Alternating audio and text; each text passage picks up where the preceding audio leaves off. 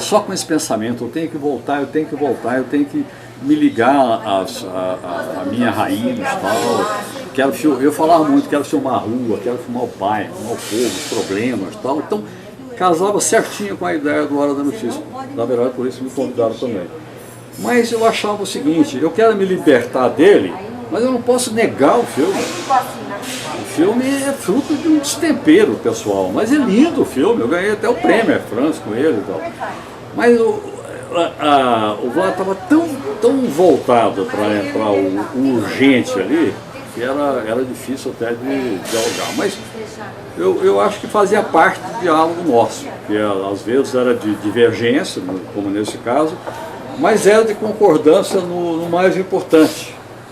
Eu também achava que eu tinha que retomar a linha que nos unia, que era a linha que estava apontada no liberal de imprensa. Né? Então, no fundo, a gente estava de acordo, tá? Embora divergisse com relação ao que fazer com o Gamal. E, na verdade, voltamos a falar em cinema mesmo, quando acabou o programa Hora da Notícia. Né? Eu fui demitido primeiro, e depois o Vlado. Aí eu fui logo contratado pela Globo para criar o setor de reportagens especiais, junto com o Fernando, que foi contratado para cuidar do Jornal Nacional. Então, o Vlado, desempregado, ele resolveu ir para a região de Canudos, fazer uma pesquisa para um documentário que ele queria que eu fizesse, que eu dirigisse. Né? O Vlad, aliás, falava muito o seguinte, para ele eram dois cineastas... Aliás, a gente está com muito material de pesquisa sobre Canudos que a gente vai estar colocando no Instituto. O Vlad falava muito bem do Ademir de Carvalho também, tá certo? Então, essa pesquisa poderia ser um filme para mim ou para o Vladimir fazer, né? Mas estava mais direcionado para mim pela presença ali e tal. Então, ele foi por conta dele fazer, foi ideia dele, foi para lá para filmar, para fazer a pesquisa. E com um certo entusiasmo de voltar ao cinema, porque a televisão parece que tinha bloqueado. Mas era sempre um cinema documentário? Porque, por exemplo, Doramundo não é um documentário, eu sei que ele teve uma participação. Aí, o Doramundo já é outra história. Então ele gostava muito do documentário, ele gostava muito do cinema documentário, era muito ligado ao Fernando Birri. Ele passou uma época na Argentina, não teve? Passou, ele foi lá em Santa Fé, onde era a escola de cinema, que foi a escola que marcou o cinema latino-americano. Mas era basicamente documentário, embora o Birri tenha feito ficção também. E ele foi para lá em 63, conheceu o Fernando Birri lá, através dele, eu conheci também o Fernando Birri, o Ramalho também. Nós tínhamos um caderno de cinema, chamado o Caderno da Poli, o Ramalho fez uma entrevista com o Birri na época. Então, quer dizer, ele tinha uma ligação grande com o documentário. Bom, nesse inteirinho eu resolvi voltar ao cinema também e escolhi o romance, o Doramundo, para poder filmar. Aí eu chamei o Vlado para fazer o roteiro. Ele gostou demais da ideia e tal. Aí ele pegou, o romance é muito abstrato, assim e tal, e ele falou, não, mas precisa pôr o pé no chão. Aí ele ia lá para Paranapiacaba, eu fui 2 vezes com ele para Paranapiacaba, ele foi lá e gravou muitos depoimentos, porque o romance se baseava em fatos ocorridos em Paranapiacaba. O Geraldo Ferraz, que era o autor, tinha ido como jornalista cobrir esses fatos, em 1940 e pouco, tal, quase 50, e guardou aquela história, publicou poucas coisas no jornal, escondeu a história, guardou a história para ele e escreveu o romance, que é lindo depois, chama Doramundo, que é a palavra Teodora e Raimundo, casal. Tal. E ele era solteiro e era casada com um velho ferroviário. Então o Vlado falou, bom, preciso descobrir que história é essa de solteiro. Aí foi lá e descobriu que tinha um barracão onde moravam os solteiros que iam trabalhar na estrada periodicamente, desde o tempo dos ingleses. E criava problema com os casais, porque os solteiros ficavam ali e acabavam criando relações com as mulheres casadas. Então, muita gente morreu. E eram as mortes sem assassino. A pessoa aparecia morta nos trilhos, tal, que é o tema do filme. E o Vlado então foi lá, fez a pesquisa, levantou tudo isso, pôs a história no chão, recompôs a origem do próprio livro. Mas aí, quando ele estava trabalhando a primeira versão, ele foi chamado de novo para retomar o Hora da Notícia. Isso foi em que ano que ele trabalhou no roteiro de Doramundo? Ele trabalhou no roteiro exatamente em 75. 75?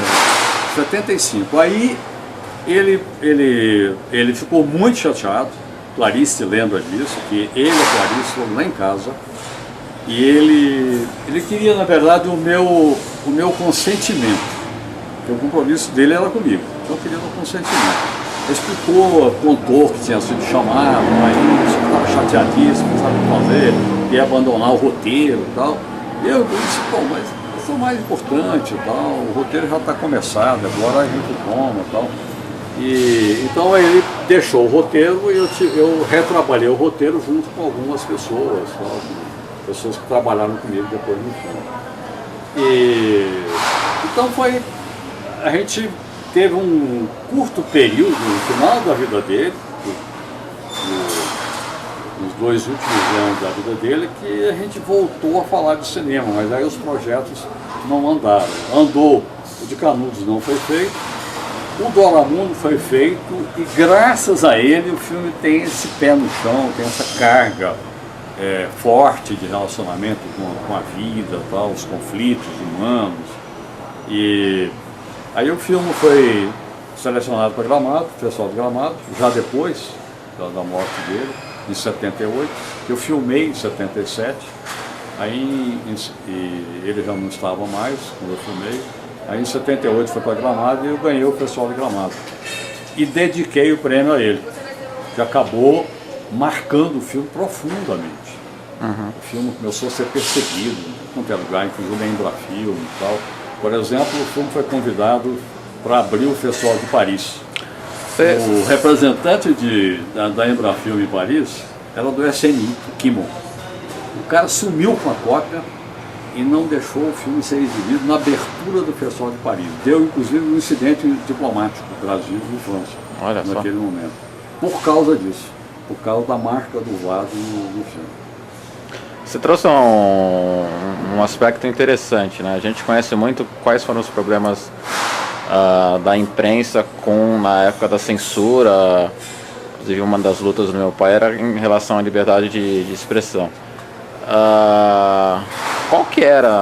Como é que era a relação dele com o veículo cinema? Como é que a censura, a ditadura influenciava o trabalho? A gente sabe que, por exemplo, no jornalismo, na TV Cultura, tinha um problema da censura, de ter um censor que cortava matérias, que nos jornais saía receita de bolo, esse tipo de coisa. E no cinema, como é que isso de alguma maneira influenciou o trabalho do meu pai, a questão da censura? Eu acho que não, até porque, na verdade, é difícil falar de trabalho do Vlado no cinema, a não ser o primeiro filme, que era o Marimbaço. E assim mesmo é um filme muito iniciante, um filme de quem estava experimentando, né, o som direto e tal, então um filme iniciante, um filme que não tem muito a marca do Vlado ainda, tá? Um filme meio escola, meio curso ali e tal. Então é muito difícil dizer disso aí. Agora, o Vlado, eu posso falar para ele de como é que ele via a censura, que é uma visão que nós tínhamos no Hora da Notícia. Vamos dizer, eu acho que era comum ao Vlado, ao Fernando, comum a mim, que é o seguinte, muita gente da esquerda adorava ser censurado, porque isso dava prestígio. A gente tinha uma visão completamente oposta a isso. O esforço nosso era de que as coisas passassem. Quando meus filmes, vários foram proibidos, foram censurados, teve filme que foi tirado do programa, no meio. Então, pra gente era uma derrota, porque o trabalho nosso não tinha chegado à população. Né?